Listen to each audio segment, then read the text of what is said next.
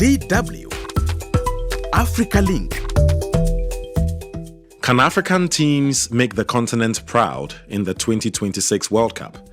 The competition kicks off on the day we are recording this podcast. That's the 11th of June. Africa will be represented by a record 10 teams. Morocco, Senegal, Egypt, Ghana, South Africa, Tunisia, Algeria, Cote d'Ivoire, Cape Verde, and the Democratic Republic of the Congo. Welcome to part 2 of the World Cup Diaries. I am Eddy Micah Jr., and you are welcome to AfricaLink, the podcast connecting you to the stories that matter. AfricaLink, every weekday here on DW. If you listened to part 1 of the World Cup Diaries, we discussed the chances of 5 African teams. It's now the time to dig into the final 5 with my sports gang. Abigail Sena is a sports journalist and commentator. Samson Omale is a DW reporter and multimedia broadcast sports journalist. Welcome again, both of you. South Africa will set the ball rolling for the continent against Mexico. Abigail, what can we expect from South Africa? South Africa look like they are ready for this one. They tested their minds. And I think that they have some experience, especially at that backline, that should help Rowan, Ricardo, whoever gets to be in that post for South Africa to be able to organize themselves at the back defensively. I'm looking forward to a good one for South Africa. Right. I remember the good old days of Benny McCarthy, no doubt one of their top strikers ever, if not the best ever. And recent times, Chabalala, I remember the 2010 World Cup that South Africa hosted. How would you describe their team now, Samson? South Africa has the benefits of, having most of its players playing back at home. So these are players who see themselves every other day, within the PSL. These are players who engage, and some of them, a chunk of them coming from a particular club, and all of that. So, if it's playing together, understanding themselves, they've got that to their advantage. You would think that South Africa has got what it takes to reach the knockout rounds. If they can handle, the home fans well on their opening game and all of that. And really, they are very determined also, and you can't take that away from them. One of my colleagues, actually my co-producer for this show, Isaac Mugabe, was just wondering how much support South Africa is going to have from other Africans. Obviously, he was pointing towards recent xenophobic attacks on the ground. Is that going to play any role in this World Cup, you think? Or when football comes, everything is forgotten? Football is supposed to hold our pieces together. At least that's what we have come to know when it comes to the African continent. But definitely for some people who might be vindictive, you might have some individuals trying to put that message across, They should rather use this atmosphere and this opportunity if they can communicate any positive message out there to Africans and the world at large. There should rather be a big stage or a tool for us to be able to handle that issue and handle it well. They should find a way around it. It will come haunting them, but there should be a way around it. Yeah, I'm just picturing a possible scenario where South Africa meets Ghana at some point in the competition. Ooh, that should be steamy. At the end of the day, I think you make a good point, Abigail. Football is supposed to unite all of us. So this is not the time for politics. Let's all come together, support each other. Continental glory, I guess, is what people will be looking forward to. Next up, Ivory Coast. Is Ivory Coast a big deal in this competition, Samson? If there's any team that gives me joy, really watching, is Ivory Coast at the moment. And we can, except something goes wrong with Ivory Coast, I think I see them possibly making progress to the semifinals of this tournament, really, because, look at that international friendly. You would think that with France and their pedigree, they would give Ivory Coast a run for their money, but it was the other way around. Even though, again, you look at Germany, a tough side, in that group, they are alongside Ecuador, a new country with just about 155,000 people in that country, Curacao, whatever they call it. I'm sorry, I can't get that correctly. it's very realistic that Ivory Coast will pull through alongside Germany in this group, and they'll go quite far. If you look at the likes of Frank Kissé, Yan Diomande, and of course Amad Diallo, these are all great guys, who have also done so well in their various exports in terms of where they played in England and the rest of them. So Ivory Coast for me is quite a compact team. They just have every department covered. Right. I mean, I remember the golden generation, wasn't it? Drogba, Yaya Toure, and the likes. Is this a new golden generation, Abigail?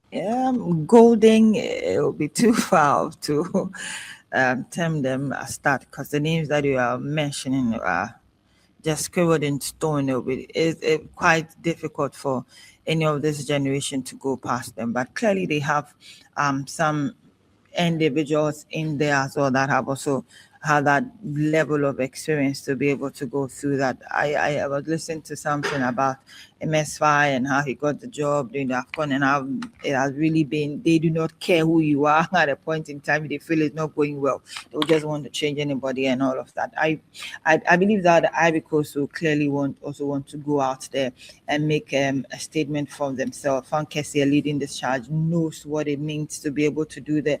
Amad Diallo might not have had the smoothest of season with Manchester United, but he knows that going into the Ivorian squad and into this World Cup, it is that time again for him to also distinguish himself. They have a clear generational split, and so I expect that they should be able to work their way out of the group, at least to be able to get to the next round and find their way around it.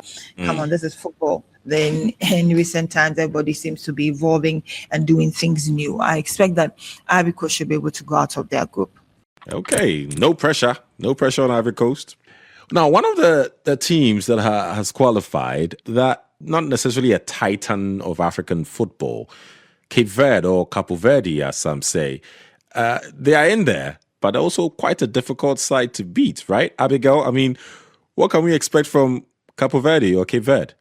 If you look at how they qualified, the routes they had to go through, clearly they don't look like they just want to go out there, or they just fancy being a part of the World Cup. Yes, their first time, but they spark a lot of energy and positivity when they got that slot to go there and represent Africa. And I mean, they would also go in there wanting to show up and then stand up to be counted. But I think that we need to be careful. We need to be measured in our expectations of them.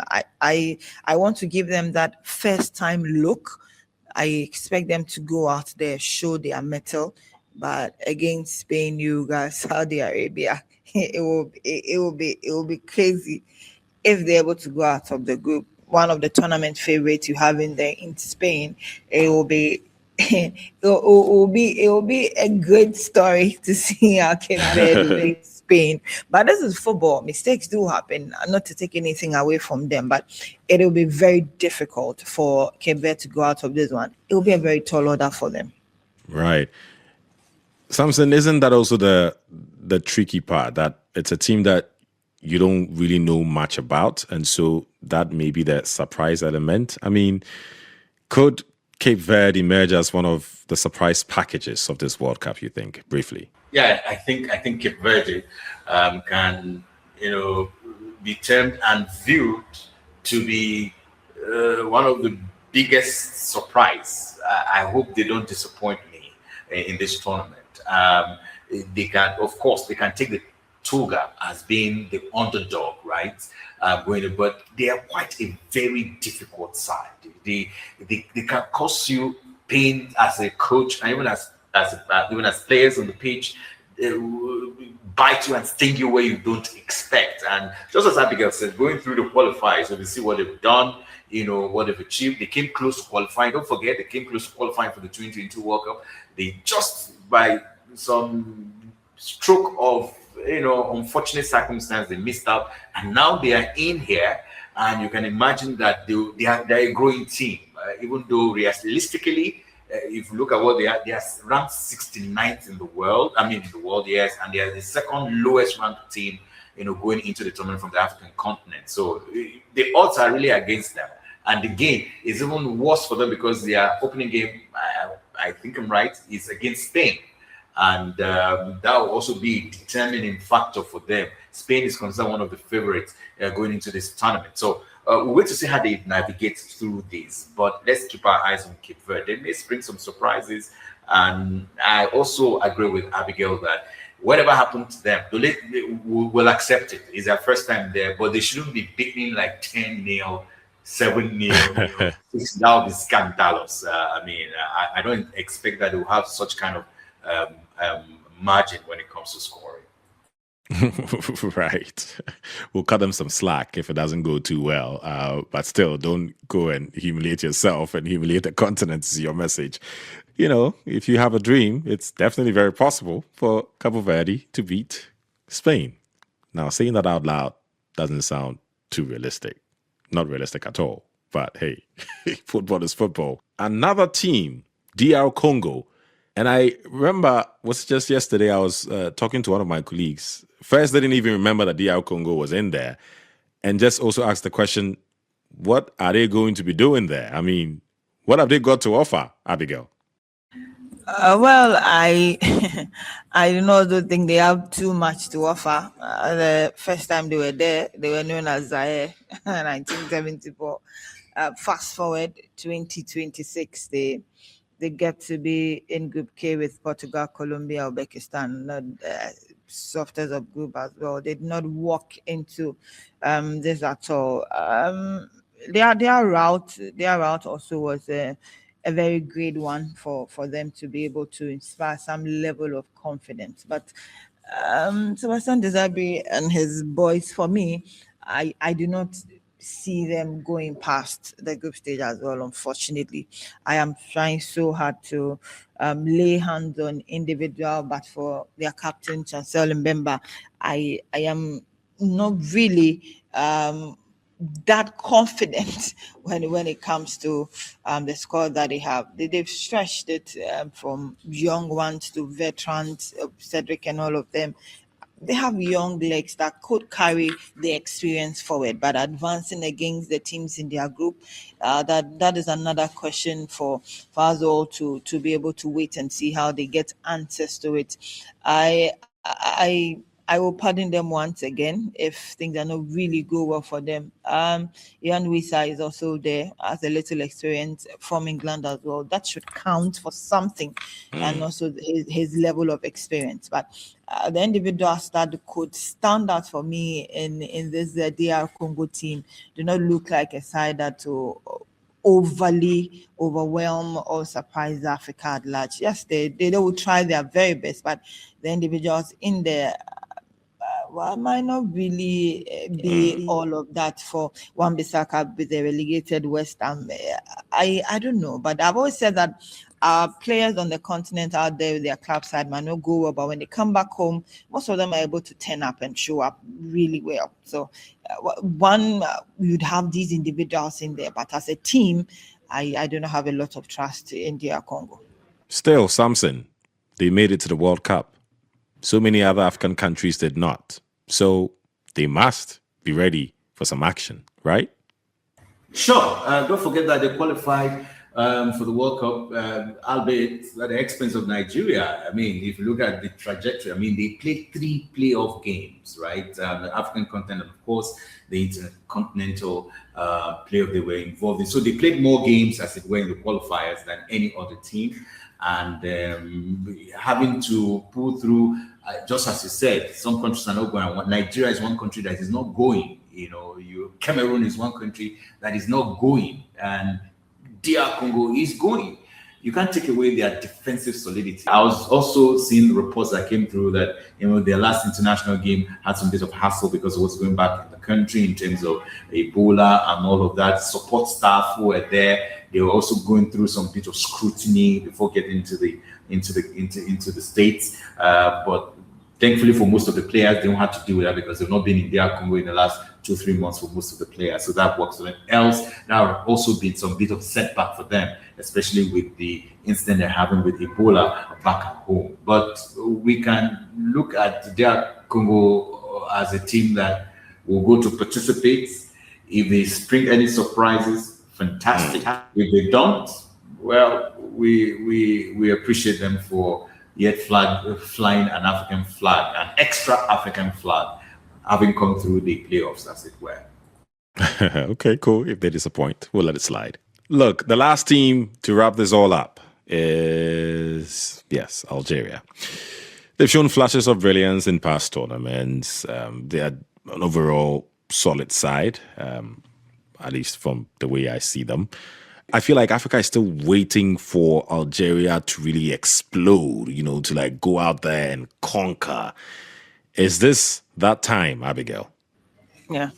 Well, like you already mentioned, Algeria also sparks a certain level of expectation on of our North African brothers that we would also want to see them go out there, show some agility, presence, and all of that. They have some good blend of the experience as well, and they'll be carrying some young talents, Ibrahim Masai and Chiaka and all of that. They, together with Vladimir, they should be able to go out there. But their group, once again, is not one that should be too much for them to work around. Yes, you would want to single out Argentina, Jordan, and Australia. Watch Ghana play Australia, yeah, but for some extent, Ghana made and not too composed. Austria are not too strong a side that should scare a well-determined or a well-composed side in Algeria if they take them. So they should be able to find their way out of that group. Maybe Argentina should be that block for them. But I do agree that we are waiting for when Algeria will burst out and then give us that wow factor as well. Okay. Showing up at big stages. Will they show up, you think, Samson? Quick one on the team and what we can expect from them. Not sure they will show up. Really, I'm not sure. Just like their North African brothers, Tunisia, we spoke about. Yes, Vladimir Pekovic, their coach, has delivered on the mandate he was given. Qualify the team, the Desert Foxes, for the AFCON 2025 AFCON. He did. Qualify for the World Cup. He did. And he's lost just 2 of his 13 major tournament games. You would think that with that record, Algeria would be able to put out something with the likes of Riyad Mahrez. He's 35 now, but again, not in top form. Mohamed Amoura is also there. He's young, 26 years old. He is. Ibrahim Maza is also there, bright, young, and he plays for Bayer Leverkusen. You expect that they'll do something with this crop of players, but again, they've not been able to gel. Look at how they performed at the 2026 AFCON in Morocco. You would think that they'll be able to, be among the top 5. But again, they have these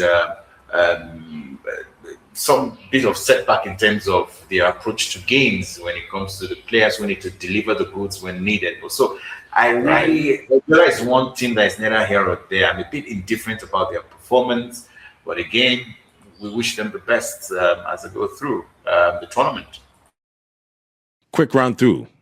In part 2 of the World Cup Diaries, we've talked about Algeria, we've talked about DR Congo, we've talked about Cape Verde or Capo Verde, we've talked about Ivory Coast, we've talked about South Africa. We've heard the insights from the experts, Samson Omale and Abigail Sena Sosu. Look, pushing you guys to the wall to wrap this up.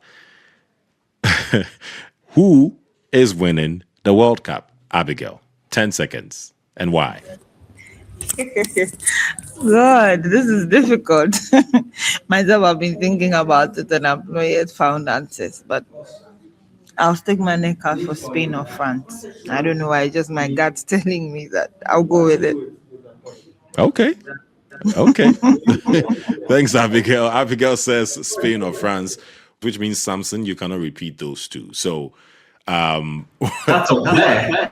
Yeah, well, okay, fine. You know what? I'll make it easier. Like, it's still your take. who is winning this World Cup? I will gravitate towards France. Yeah, I think. Yeah, even though Ivory Coast comfortably beat France in the friendly, we shouldn't really consider that. That was a friendly. When the cookie crumbles, when the tournament eventually starts, as they say, the men will be separated from the boys. Okay. None of you mentioned Portugal. I mean, I'm not even saying it for Ronaldo's sake, but aside Ronaldo, it's quite a solid all-round team, isn't it, Abigail? I mean, Portugal, no chance at all. Argentina, no chance at all. Portugal, yeah, maybe a semi-final, a quarter-final. Argentina, maybe a semi-final. I do not know, but I do not see the Argentina repeating what they did in Qatar. I am not moved like I was when I saw them in Qatar. I am not too satisfied with them. And Okay. France for me, I think have the excellent blend with lads that have had great seasons.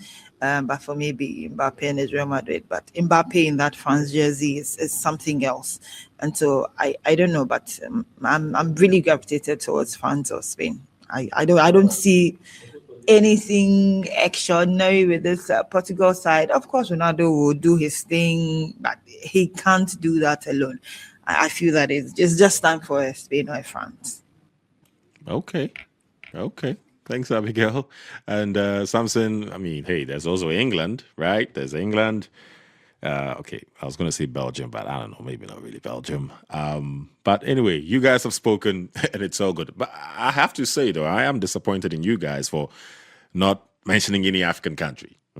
Like, I mean, we're saying this is the time for Africa, and you both have no confidence whatsoever. So you should bow your heads in shame.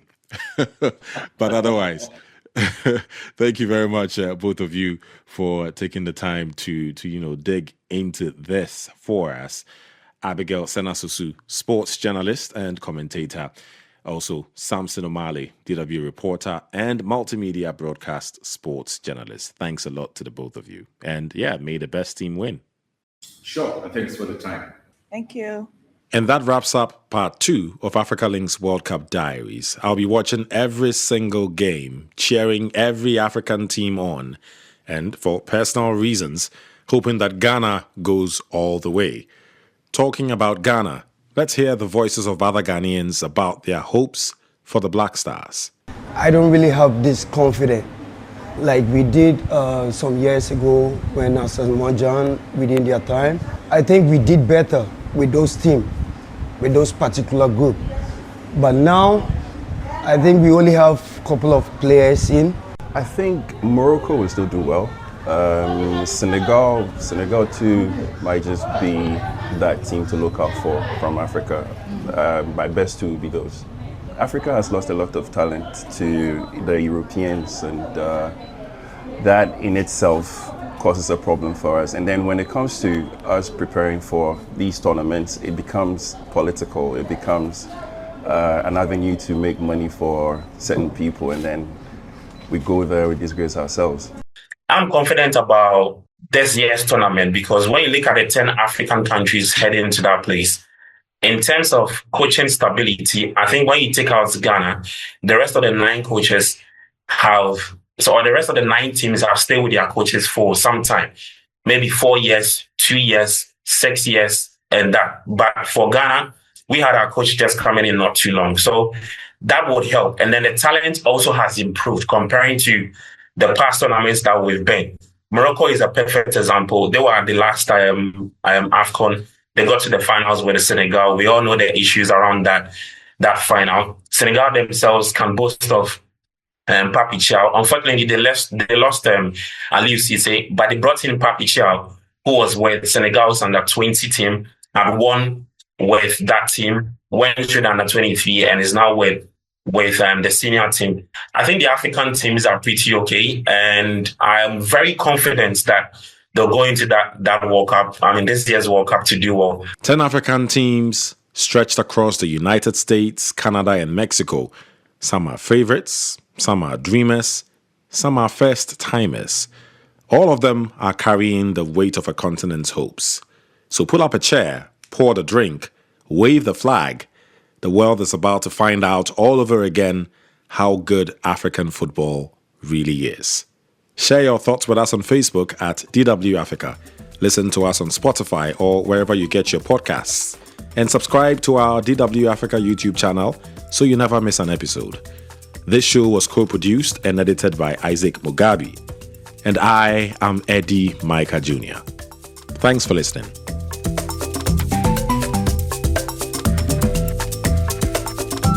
DW. Made for minds.